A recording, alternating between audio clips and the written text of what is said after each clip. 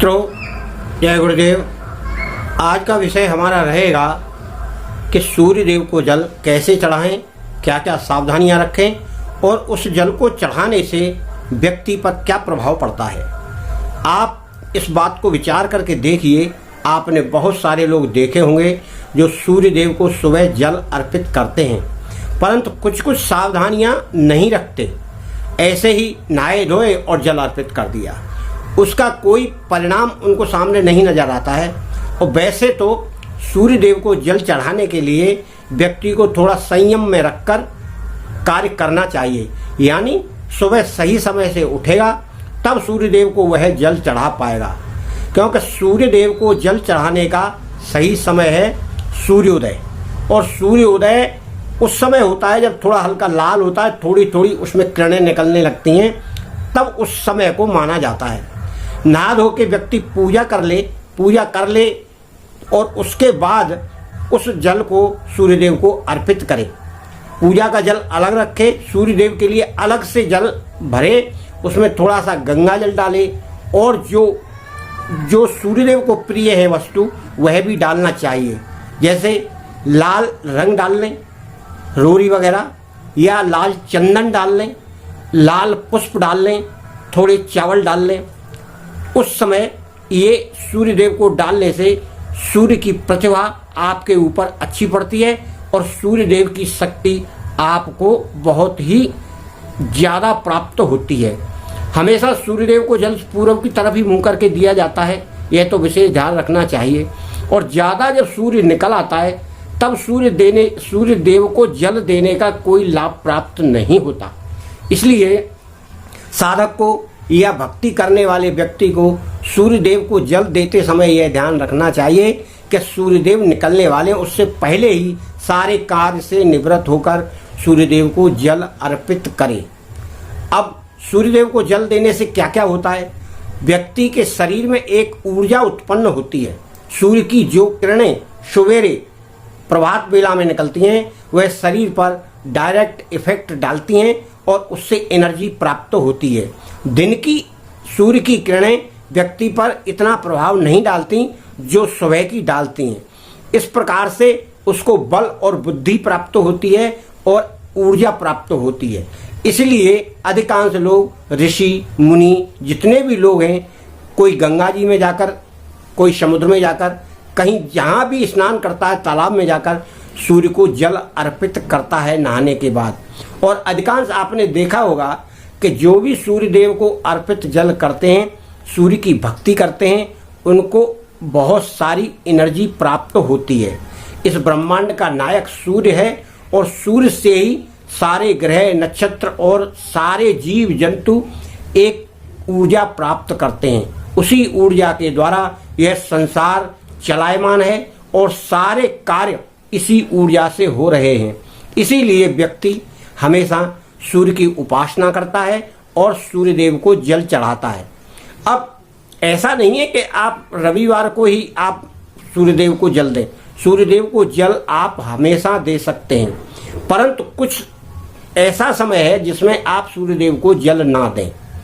जैसे घर में कोई बच्चा वगैरह पैदा हो जाए उस समय ना दें, और कोई घर में या खानदान में मृत्यु हो जाए किसी की तो वह जल ना दें।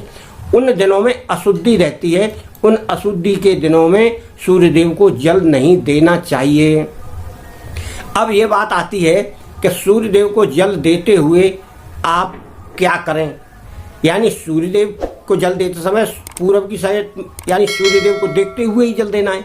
फिर उसके बाद सूर्यदेव के बहुत सारे मंत्र हैं, जिसमें से आप जिस मंत्र को भली बात याद कर सकते हैं या भली बात आप उसे बोल सकते हैं, उस मंत्र का जाप करते हुए धीरे धीरे जल अर्पित करना चाहिए। और जल भी अर्पित जब आप कर रहे हैं तो वह बर्तन कौन सा होना चाहिए? वैसे तो लोग चाहे जिस बर्तन में सूर्यदेव को जल अर्पित कर देते हैं, परंतु यहाँ सर्वोत्तम और सबसे उत्तम माना गया है तांबे का लोटा। तांबे का लोटा एक तरह से अमृत का कार्य करता है, जिसमें अमृत भरा हो, फिर उसमें गंगा जल डला हो और सुगंधि के लिए चंदन डला हो और लाल पुष्प डले हो, हल्की लाल रोरी डली हो। उसको आप सूर्यदेव को अर्पित करेंगे तो सूर्यदेव को वह वस्तुएं प्रिय लगती हैं, उनसे आपको एनर्जी प्राप्त होती है। जब आप किसी देव को प्रसन्न करेंगे तभी तो उसकी एनर्जी आपको प्राप्त होगी। मित्रों, आप हमेशा सूर्यदेव को जल देते समय इन बातों का विशेष ध्यान रखें और हो सके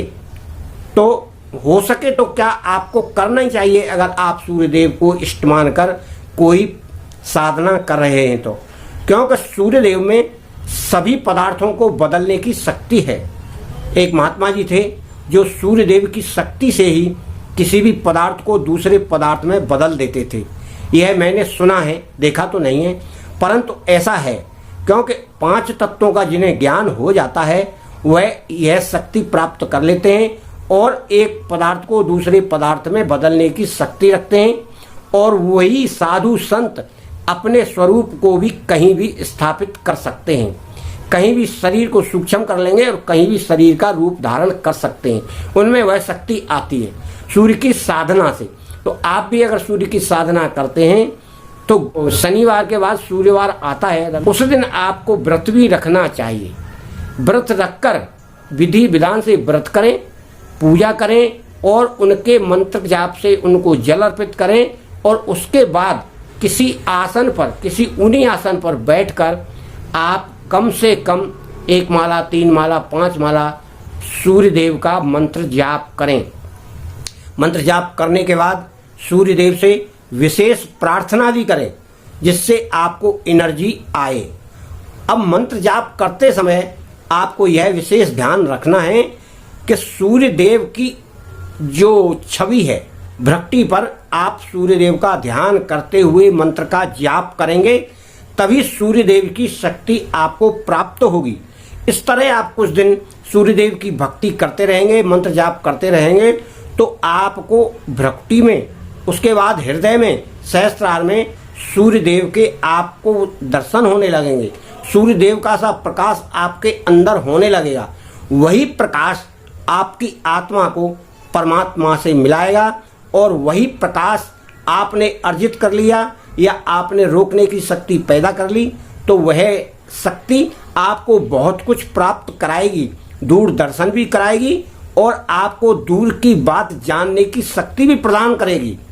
इस सारी शक्तियों का खजाना सूर्यदेव के अंदर है। अगर आप सूर्यदेव को सिद्ध कर लेते हैं, यानी सूर्य त्राटक भी करते हैं लोग, तो त्राटक भी लोग सिद्ध करने के बाद उसके आगे की क्रिया जानते नहीं हैं, इसलिए वो वहीं रुक जाते हैं। मित्रों, आप सूर्यदेव का इस प्रकार से साधना का क्रम बनाकर उनको जल अर्पित करें, उनका मंत्र जाप करें तो आपको सूर्यदेव की शक्ति अवश्य प्राप्त होगी।